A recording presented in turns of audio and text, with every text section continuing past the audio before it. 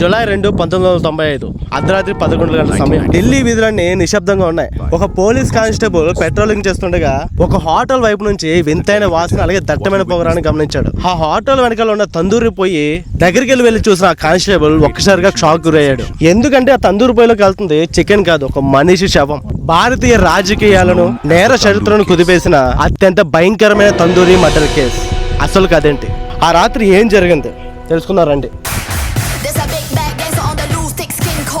ఈ కథలో బాధితురాలు సైనా సాహ్ని. ఆమె ఒక కమర్షియల్ పైలట్, అలాగే ఢిల్లీ యూత్ కాంగ్రెస్ జనరల్ సెక్రటరీగా ఉండేది. అందం తెలివితేటలో ఉన్న నైనాకు అప్పట్లో ఢిల్లీ యూత్ కాంగ్రెస్ ప్రెసిడెంట్ గా ఉన్న సుశీల్ శర్మ అనే పవర్ఫుల్ పొజిషన్ తో పరిచయం పెరిగింది. ఆ పరిచయం కాస్త ప్రేమగా మారి ఇద్దరు రహస్యంగా పెళ్లి చేసుకున్నారు. అవును, సుశీల్ శర్మకు తన పొలిటికల్ కెరీర్ పాడవుతుందనే భయంతో ఆ పెళ్లిని సీక్రెట్ గా ఉంచాడు. ఢిల్లీలోని ఒక ఫ్లాట్ లో ఇద్దరు కలిసి ఉండేవాళ్ళు. కానీ ఈ సీక్రెట్ లే వాళ్ళిద్దరి మధ్య మనస్పర్ధలకు దారితీసింది. ఈ సునీల్ శర్మకి భయంకరమైన అనుమానం.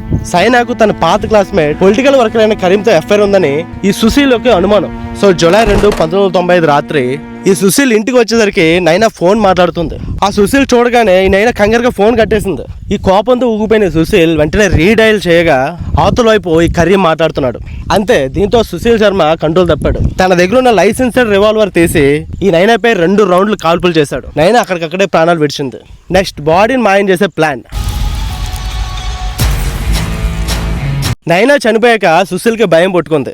ఆమె శవాన్ని ఎలాగైనా మాయం చేయాలనుకున్నాడు. శవాన్ని ఒక బెడ్షీట్ లో చుట్టి తన పార్ట్నర్ ఉన్న బర్బియా బార్బెక్యూ అనే రెస్టారెంట్ కి కార్లో తీసుకెళ్లాడు. అప్పటికే రాత్రి 11 దాటింది. రెస్టారెంట్ కూడా క్లోజ్ అయిపోయింది. కానీ ఆ హోటల్లో పనిచేస్తున్న మేనేజర్ కేశవ్ సహాయంతో హోటల్లో ఉన్న పెద్ద తందూరి పొయ్యిలో నైనా శవాన్ని పడేశాడు. ఆమె యొక్క శవం త్వరగా కాలాలనే క్రూరమైన ఆలోచనతో హోటల్లో ఉన్న 100 కిలోల వెన్న అంటే బటర్ మరియు కట్టెలను ఆ పొయ్యిలో వేసి నిప్పు పెట్టాడు. Next twist and police entry. So ఇలా తన మృతదేహం కాలుతుంది.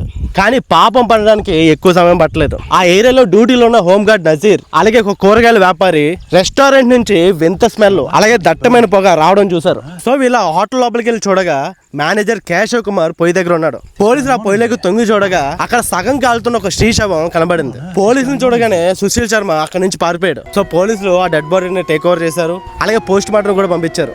మొదట లోకల్ డాక్టర్లు ఆమె కాలిన గాయాల వల్ల చనిపోయిందని నిర్ధారించారు. ఇది ఒక తప్పుడు రిపోర్ట్ ఇచ్చారు. కానీ రెండోసారి పోస్ట్ మార్టం చేసినప్పుడు నైనా తలలో మెడలో బుల్లెట్లు దొరికాయి. అంటే ఆమెను కాల్చి చంపినప్పుడే తందూరులో వేశాడని నిర్ధారించడం జరిగింది.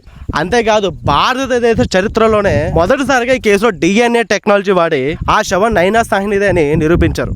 సో కొన్ని రోజుల తర్వాత ఈ సుశీల్ శర్మ పోలీసులు దొరికాడు. 2003లో ట్రయల్ కోర్టు సుశీల్ శర్మకు ఉరిశిక్ష విధించింది. కానీ 2013లో సుప్రీంకోర్టు ఆ ఉరిశిక్షను జీవిత ఖైదుగా మార్చింది. చివరికి జైల్లో అతని ప్రవర్తన బాగుండడంతో 23 ఏళ్ల శిక్ష తర్వాత 2018లో సుశీల్ శర్మ జైలు నుంచి విడుదలయ్యాడు. సో రాజకీయ బలం, క్రూరత్వం, అనుమానం, ఒక నిండు ప్రాణాన్ని ఎలా బలుకున్నాయో చెప్పడానికి తండూర్ మర్డర్ కేసు ఒక ఉదాహరణ. ఈ ల్యాండ్ మార్క్ కేసు గురించి మీ అభిప్రాయం ఏంటో కింద కామెంట్ చేయండి. ఇలాంటి మరిన్ని ఇంట్రెస్టింగ్ క్రైమ్ హిస్టరీల కోసం మన ఛానల్ సబ్స్క్రైబ్ చేయండి. Thanks for watching. ధన్యవాదాలు.